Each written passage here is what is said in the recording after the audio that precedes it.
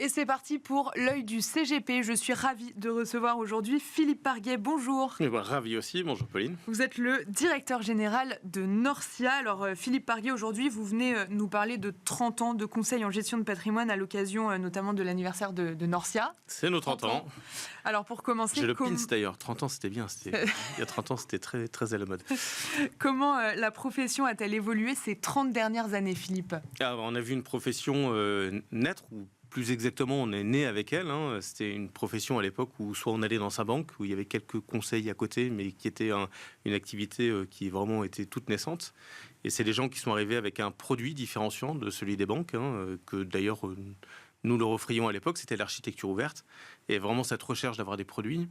Après, c'est une profession qui a grandi, qui a commencé à avoir des clients, qui a eu besoin de nombreux services et sur lesquels on a travaillé avec eux, sur l'ingénierie financière, l'ingénierie patrimoniale.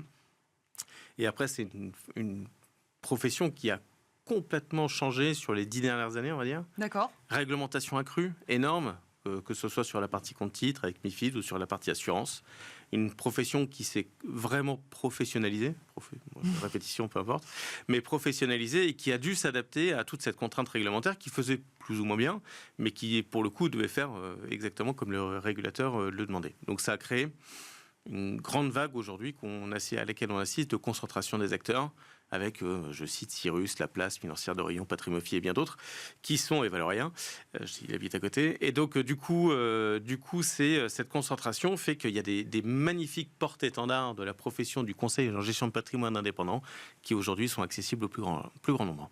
Est-ce que vous pourriez nous rappeler, donc au-delà de la réglementation dont on a déjà parlé, les faits marquants de ces 30 dernières années en gestion de patrimoine ? Je crois qu'il y a toutes les phases réglementaires MiFID, je crois que ça a été le premier, le plus important, sur la partie conseil, nécessité de formaliser un conseil précis, d'avoir un suivi de son client, c'est vraiment les points qui sont importants.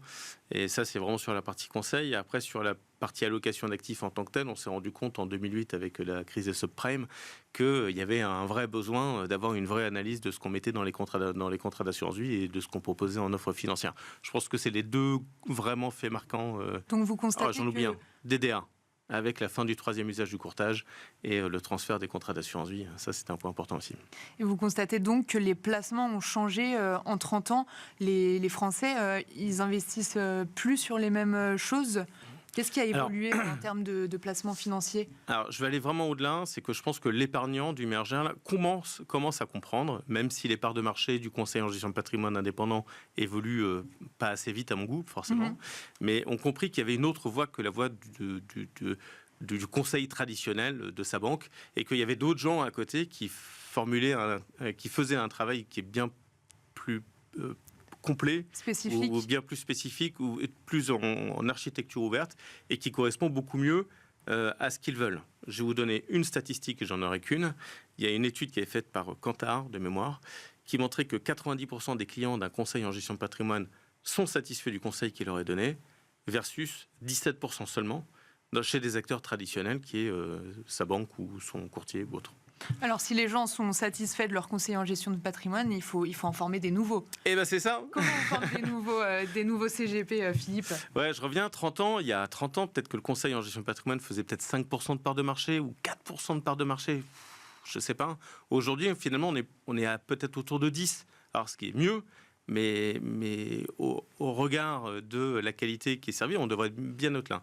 Et en fait, il y a beaucoup de gens qui ont du mal à se lancer ou qui ont un peu peur, ou ils imaginent, ils se font une histoire incroyable sur le fait de se mettre à son compte, que ce soit la complication que ça traite, que ça génère. Et en fait, on a lancé depuis un an l'incubateur by Norcia. L'incubateur, c'est vraiment d'accompagner tous les gens dans leur création d'entreprise. Donc, on en a une quarantaine à peu près sur l'année précédente, 40-50. Et on va continuer à faire ça parce que on est conscient que le conseil qui est donné par ces gens-là est de bonne qualité. On est conscient aussi qu'il y a plein de gens qui veulent s'installer. On est aussi conscient qu'il y en a quelques-uns qui n'ont pas les clés, qui n'ont pas toutes les clés pour s'installer. Nous, on a 30 ans d'expérience, donc à nous de leur donner. Et ce sera le mot de la fin. Merci beaucoup Philippe Parguet, vous êtes le directeur général de Norcia. Merci d'avoir répondu à ces questions et d'avoir dressé un petit peu ce bilan de 30 ans de gestion de patrimoine. Et merci à vous de nous avoir suivis. On se retrouve très vite pour un nouveau numéro de Smart Patrimoine.